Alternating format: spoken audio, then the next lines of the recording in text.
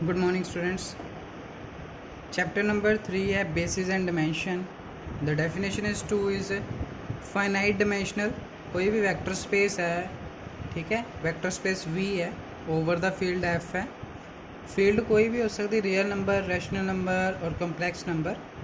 उसनों अपा is called the finite dimension or finitely generated if and only if there is a condition there exists a finite subset। मान लो मैं एक set ले रहा हूँ, that is vector space V है, over the field F है। उसमें से उसने कहा है कि हमारे पास वो सेट फाइनाइटली डिमेंशन कब होगा या फाइनाइटली जनरेटेड कब होगा। देखो फाइनाइटली डिमेंशन का क्या मतलब है, अगर हम देखें फाइनाइटली डिमेंशन का क्या मतलब है कि उसमें जितने भी नंबर ऑफ़ एलिमेंट्स हैं, इस सेट में जितने भी नंबर ऑफ़ एलिमेंट्स हैं वो सारे क्या होंगे, फाइनाइट होंगे। इट मीन्स कि मैं उसको काउंट कर सकता हूँ। जैसे x1 हो गया, x2 हो गया, ऐसे लेके xn है। इट मीन्स कि इसमें n फाइनाइट नंबर हैं, n फाइनाइट नंबर हैं जिसको मैं काउंट कर सकता हूँ। तो दैट इज़ अपने हमारे पास इस सेट की डिमेंशन क्या होगी, दैट इज़ n। वही कह रहा है कि if and only if there exist a finite subset, कि इस सेट का कोई एक सबसेट होगा। मान लीजिए हमने S ले लिया, वो सबसेट है V का। तो सच दैट कि अगर वो सबसेट है, सच दैट कि जब हम उस सबसेट की लीनियर स्पैन करेंगे, linear span is the combination of the element of the vector space, linear combination of the element of the vector space, वो V के बराबर होगा।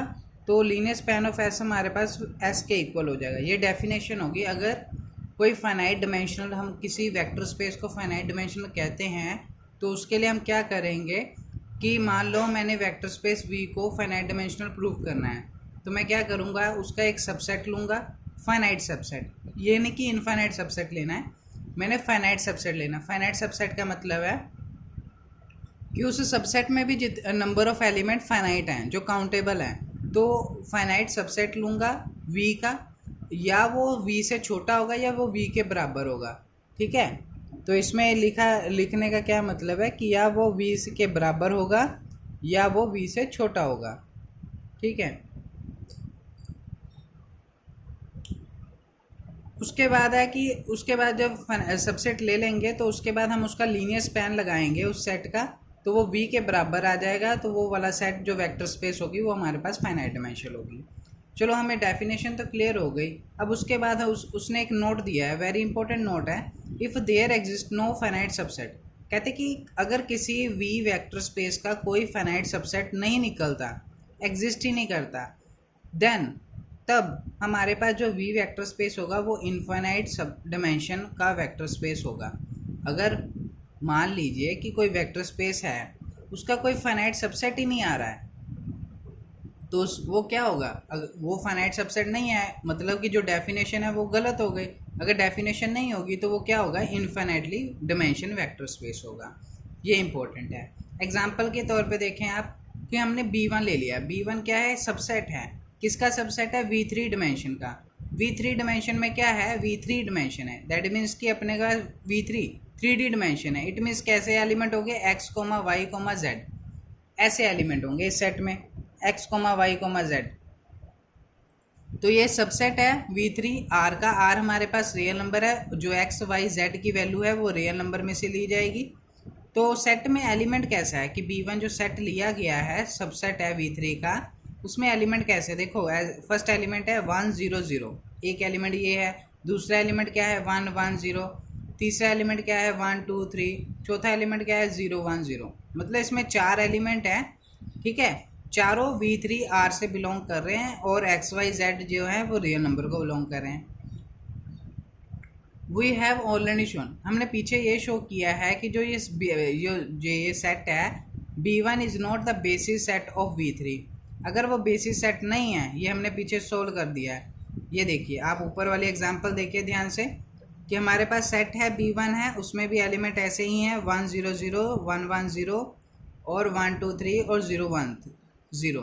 तो ये भी V3 का सबसेट है, but it is not a basis set of V3। अब इसको प्रूव करने के लिए देखिए ध्यान से उन्होंने क्या किया है। पहले उन्होंने चेक किया है कि जो B1 सेट है, जो बेसिस है, वो लीनियरली इंडिपेंडेंट है कि नहीं है। क्योंकि हमारे पास बाय डेफिनेशन बेसिस के क्या होती थी कि पहले बेसिस के जड़ा सेट है, जो सा सेट है उसको पहले प्रूफ करना है कि वो लीनियरली इंडिपेंडेंट है कि नहीं है। अगर लीनियरली इंडिपेंडेंट है तो उसमें चेक करना है कि वो linear span of S is equal to be V के बराबर होगा कि नहीं होगा, ये हमने चेक करना है। देखिए पहले उन्होंने क्या किया है, A B C D real number में से ले लिए सच दैट कि हमने लीनियर कम्बिनेशन लगा देनी, ए इंटू एक्स वन जो सेट का है फर्स्ट एलिमेंट है, plus B into second element, plus C into third element, plus D into fourth element is equal to zero. अब इक्वल टू जीरो इस करके कहते हैं क्योंकि लीनियरली इंडिपेंडेंट में वही है, हमें पास summation of alpha i of v i that is equal to zero. Summation of alpha i और v i is equal to zero. V i वो है जो सेट के एलिमेंट्स हैं, सेट के एलिमेंट्स हैं वो वी आई है। अल्फा इज कोई भी स्केलर हो सकते हैं जैसे ए बी सी डी, उनका समीशन ज़ीरो होगा। अगर सारे अल्फाज इक्वल टू ज़ीरो हो जाते हैं और सारे सभी अल्फाज जो हैं वो इक्वल टू ज़ीरो आ जाते हैं, या ऐसे कह सकते हैं जितने भी स्केलर्स हैं अगर वो ज़ीरो के इक्वल आ जाते हैं तो वो वाला सेट क्या होगा, वो लीनियरली इंडिपेंडेंट सेट होगा। हमने वही प्रूव करना है कि बी के जितने भी अल्फ़ा या स्केलर्स हैं वो सारे इक्वल टू ज़ीरो हो जाएंगे तो वो वाला सेट हमारे पास लीनियरली इंडिपेंडेंट हो जाएगा। ठीक है जी, हमने ध्यान से करना है इस पर। तो मैंने क्या किया, उसका स्केलर प्रोडक्ट कर लिया, ए को 1 के साथ मल्टीप्लाई, 0 के साथ, फिर 0 के साथ, ऐसे बी को 1 के साथ, 1 के साथ, फिर 0 के साथ, सी को 1 के साथ, फिर 2 के साथ, फिर 3 के साथ, डी को 0 के साथ, 1 के साथ, 0 के साथ। तो मल्टीप्लिकेशन कर लिया मैंने। फिर उसमें क्या करना है, फर्स्ट ऐड फर्स्ट, पहले वाली टर्म को ऐड कर देना, ए प्लस बी प्लस सी 0, तो ए प्लस बी प्लस सी हो गया। फिर सेकंड वाली को, फिर थर्ड वाली को, फिर इक्वेट कर लेना, फर्स्ट वाले का इक्वल टू 0 आ गया, सेकंड वाले का इक्वल टू 0 आ गया, थर्ड वाले का इक्वल टू 0 आ गया। तो इन तीन इक्वेशन को मैं सोल्व करूंगा तो मेरे पास रिजल्ट निकलेगा c इज इक्वल टू 0, और c इज इक्वल टू 0 की वैल्यू मैं पुट कर दूंगा तो मेरे पास आ जाएगा a और b डिपेंडेंट सेट आ गया। अब देखिए ध्यान से देखिए कि a plus B is equal to 0 और b plus D is equal to 0, मतलब d और a दोनों b पे डिपेंड कर रहे हैं। अगर d और a दोनों b पे डिपेंड कर रहे हैं, इट मीन्स कि it is not a linear dependent, this is a not a linearly independent set. अगर कोई वेरिएबल किसी दूसरे के पर डिपेंड कर गया, इट मीन्स कि उसकी वैल्यू 0 के बराबर नहीं होगी। अगर 0 के बराबर नहीं होगी तो वो सेट क्या होगा, वो लीनियरली इंडिपेंडेंट सेट नहीं होगा। तो लीनियरली इंडिपेंडेंट सेट नहीं होगा, इट मीन्स कि वो वाला सेट बेसिस नहीं होगा। बेसिस नहीं होगा तो हमारे पास ये वाली जो उन्होंने कहा है वो वाली स्टेटमेंट ट्रू हो गई कि B1 is not the basis set of the V3R। अब उसके बाद क्या आता था, मैंने कहा था कि उसके बाद हमने ये चेक करना है कि लीनियर स्पैन ऑफ S है वो V के इक्वल है कि नहीं है। अब मैंने ये चेक करना है कि linear span of S V के इक्वल है कि नहीं है। तो लीनियर स्पैन है S, अब देखो S इसमें क्या लिया है, B1 लिया है, तो लीनियर स्पैन ऑफ B1, तो V इसमें क्या लिया हुआ है, V3R लिया हुआ है। तो मैंने वही कर देना है। अब इसको इक्वल प्रूफ करना है, पहले मैं मान लेता हूँ बाय द डेफिनेशन। अब देखो लीनियर बेसिस की डेफिनेशन क्या थी, कोई भी लीनियर स्पैन ऑफ एस होगा वो सबसेट होगा V3 का। तो मैंने पहले वही ले ली कि L B1 is a linear span of B1 is a subset of V3R। तो मैंने कोई भी एलिमेंट ले लिया V3R का, मैंने V3R का कोई एलिमेंट ले लिया, वेक्टर स्पेस का कोई भी एलिमेंट ले लिया। एलिमेंट कैसा है, अल्फ़ा 1 अल्फ़ा 2 अल्फ़ा 3। ध्यान से देखना कि V3R में से मैंने एलिमेंट लिया है अल्फ़ा 1 अल्फ़ा 2 और अल्फ़ा 3, और डेफिनेशन क्या कहती थी कि कोई भी x एलिमेंट होगा V का, x एलिमेंट होगा V का, मैं उसको एक्सप्रेस कर सकता हूँ लीनियर कम्बिनेशन ऑफ, चलो इसमें तो alpha 1 alpha 2, linear combination of A1 जो बेसिस के एलिमेंट है। बेसिस के एलिमेंट क्या है, देखो बेसिस के एलिमेंट क्या है, 1 0 0, फिर B 1 1 0, फिर C 1 2 3 प्लस D 0 1 0। मैं ये तो मैंने डेफिनेशन ही यूज़ कर ली बेसिस की कि अगर कोई भी वेक्टर स्पेस का एलिमेंट होगा मैं उसको एक्सप्रेस कर सकता हूँ linear combination of the element of the basis, linear combination of the element of the set. जो सेट के एलिमेंट हैं वो उसमें से एक्सप्रेस हो जाएगा। तो मैंने वही किया है, a,0 दैट इज़ अपने ABCD है वो रियल नंबर में से लिए गए हैं। उसके बाद मैंने क्या किया है, उसको मल्टीप्लाई कर दिया, a को 1 के साथ, फिर 0 के साथ, फिर 0 के साथ, b को 1 के साथ, 1 के साथ, फिर 0 के साथ, फिर c को 1 के साथ, फिर 2 के साथ, फिर 3 के साथ, d 0 1 और 0 के साथ।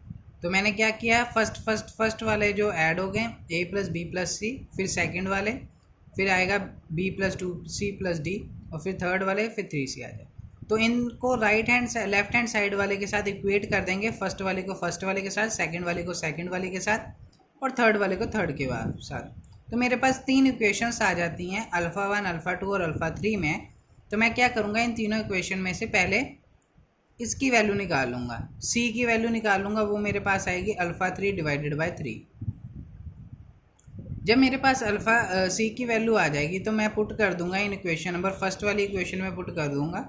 तो पुट करने के बाद मेरे पास क्या आएगी, और c की वैल्यू सेकंड में भी पुट कर दूंगा। तो मेरे पास a और b की जो वैल्यू आएगी वो इन टर्म्स हो जाएगी अल्फ़ा 2, अल्फ़ा 3 और d में। ध्यान से देखिए आपके नेक्स्ट पार्ट में जो हमारे पास आएगी a और b की वैल्यू अल्फ़ा 1, अल्फ़ा 2, अल्फ़ा 3 और d में आ गई। तो मैं ये कह सकता हूँ कि there is a non zero solution, इसका कोई ज़ीरो सोल्यूशन नहीं होगा।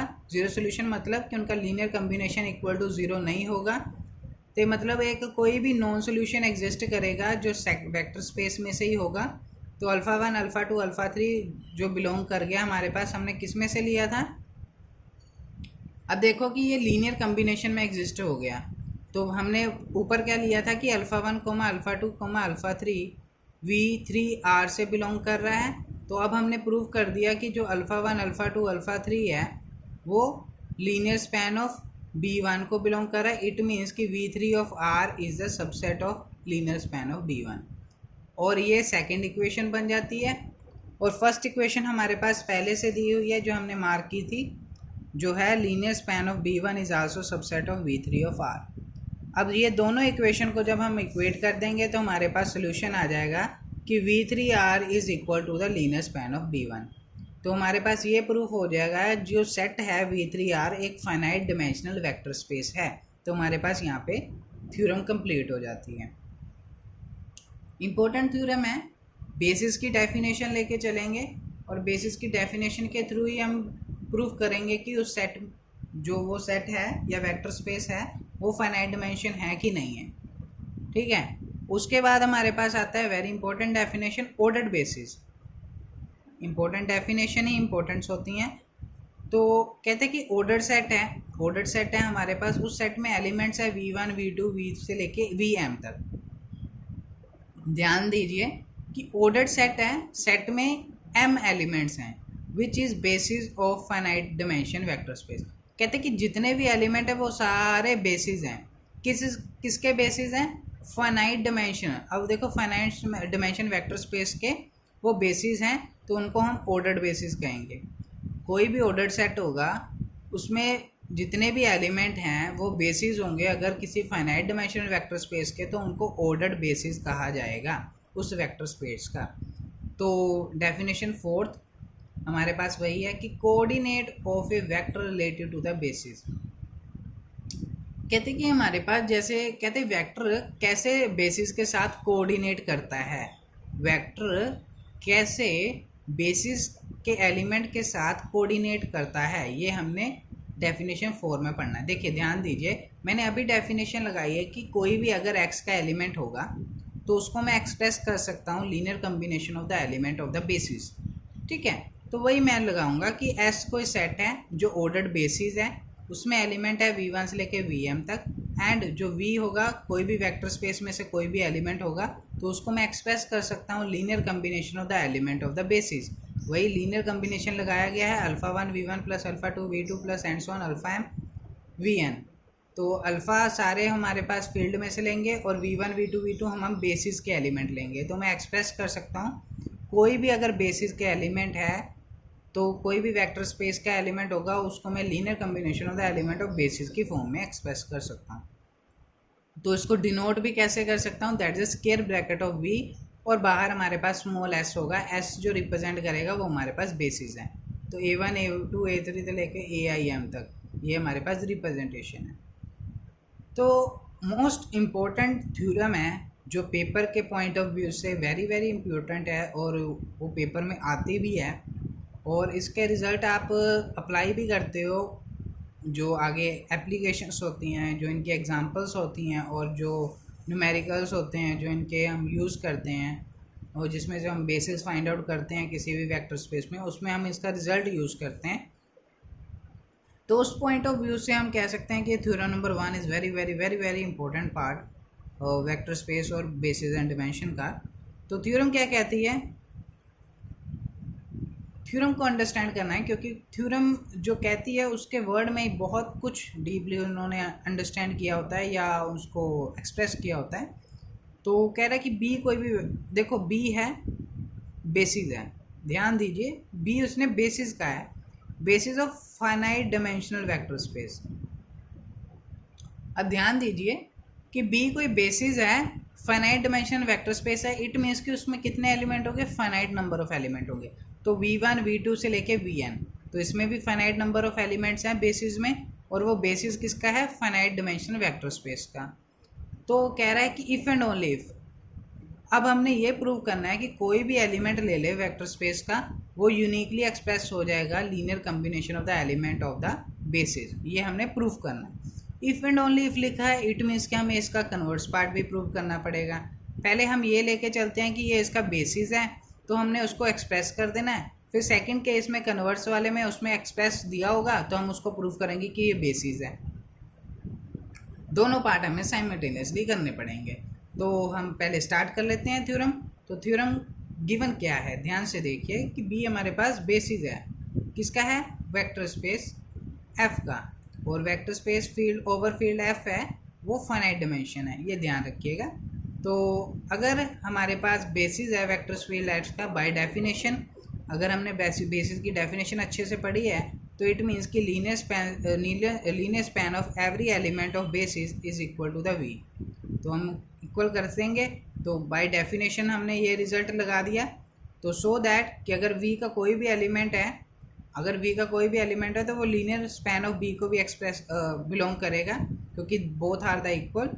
तो मैं वी को एक्सप्रेस कर सकता हूँ that is a linear combination of the element of the scalars of the element of the basis. तो हमारे पास फर्स्ट पार्ट प्रूफ हो गया। अब फर्स्ट पार्ट प्रूफ तो हो गया बट हमारे पास एक कन्फ्यूज़न आ रही है कि क्या ये लीनियर कम्बिनेशन यूनिक है कि नहीं है।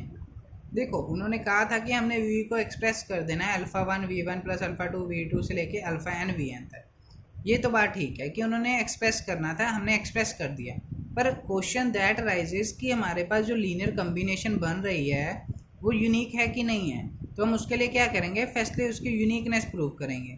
यूनिकनेस कैसे प्रूव कर सकते हैं, हम मान लेते हैं कोई और एक है, कोई मतलब कि v तो हमारे पास है कि ये वाली एलिमेंट लीनियर कम्बिनेशन में एक्सप्रेस करी है। तो मैं मान लेता हूँ कि कोई v एक और लीनियर कम्बिनेशन में एक्सप्रेस हो रही है, जैसे v is equal to β1 v1 plus β2 v2 plus and so on beta n vn all the β1 तो लेके bn beta n that is belongs to the field element. और मैं कह रहा हूँ कि ये v वेक्टर है वो इसमें भी एक्सप्रेस हो रहा है और v वेक्टर जो v एलिमेंट है वो इस फॉर्म में भी एक्सप्रेस हो रहा है।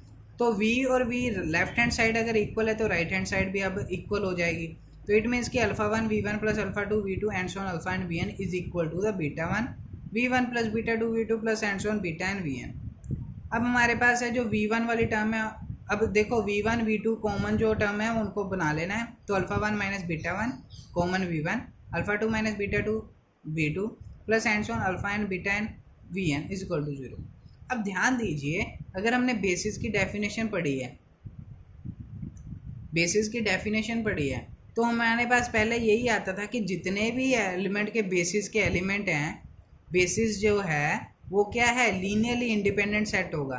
जो बेसिस है वो क्या है, लीनियरली इंडिपेंडेंट सेट होगा। इट मीन्स कि जितने भी अल्फ़ा आई वी आई हैं उनका summation that is equal to 0 और सारे अल्फ़ा आईज इक्वल टू 0 होने चाहिए। तो ये बाय डेफिनेशन है, तो वही हमने चेक की है। अब देखो v1 v2 तो से vn ये तो 0 नहीं हो सकते, क्यों, क्योंकि ये बेसिस के एलिमेंट है। तो 0 क्या होंगे, alpha 1 minus beta 1, alpha 2 minus beta 2 equal to 0, alpha N minus beta N is equal to 0। जब हमने इनों को 0 के इक्वल कर दिया तो हमारे पास रिजल्ट आ गया कि अल्फ़ा 1 बीटा 1 के बराबर है, अल्फ़ा 2 बीटा 2 के बराबर है, and so on alpha n beta n के बराबर है। इट मीन्स कि जो हमने लीनियर कम्बिनेशन में एक्सप्रेस किया है वो यूनिकली रिप्रेजेंटेशन है, तो हमारे पास यूनिकनेस वाला पार्ट कंप्लीट हो जाता है। तो यूनिकनेस वाला जो पार्ट कंप्लीट होता है, देखिए, तो यूनिकनेस वाला पार्ट कंप्लीट हो जाएगा यहाँ पे हमारे पास, तो हमारे पास फर्स्ट पूरा पार्ट कंप्लीट हो जाएगा। अब हम उसका कन्वर्स पार्ट करेंगे। कन्वर्स पार्ट ध्यान से करिएगा।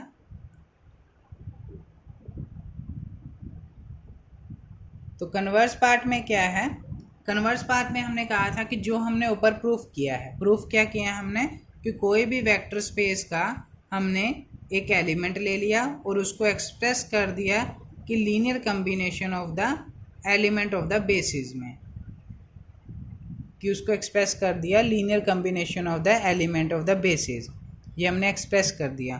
तो वही मैंने कहा कि वी कोई वेक्टर एलिमेंट ले लिया है वेक्टर स्पेस में से, उसको यूनिकली एक्सप्रेस कर दिया हमने, यूनिकली एक्सप्रेस किया ऊपर in v is equal to alpha 1 v1 plus alpha 2 v2 plus and so on alpha N vn, all alpha belong to the field को, और i चेंज हो रहा है 1 से लेके n तक। तो ये तो हमें गिवन दिया हुआ है, ये वाला पार्ट हमारे पास गिवन है। अब हमने प्रूफ क्या करना है, हमने प्रूफ करना है कि b इज इक्वल टू जो सेट है वो बेसिस है vector space of field, vector space v over field का। अब देखो, अगर हमें बेसिस प्रूव करना है तो हमारे पास दो चीज़ें प्रूव करनी है। पहली चीज़ कि वो सेट लीनियरली इंडिपेंडेंट होना चाहिए, दूसरा कि उसका लीनियर स्पैन ऑफ b वो v के बराबर होना चाहिए। हमें ये दो चीज़ें प्रूफ करनी है, तो मैं 1 बाय 1 इसको प्रूफ करूँगा। तो मैंने क्या किया कि हमारे पास प्रूफ करना है टू शो द b जो बेसिस है वो लीनियरली इंडिपेंडेंट है कि नहीं है। तो मैंने कंसीडर कर लिया a1 v1 plus a2 v2 and so on an vn is equal to 0।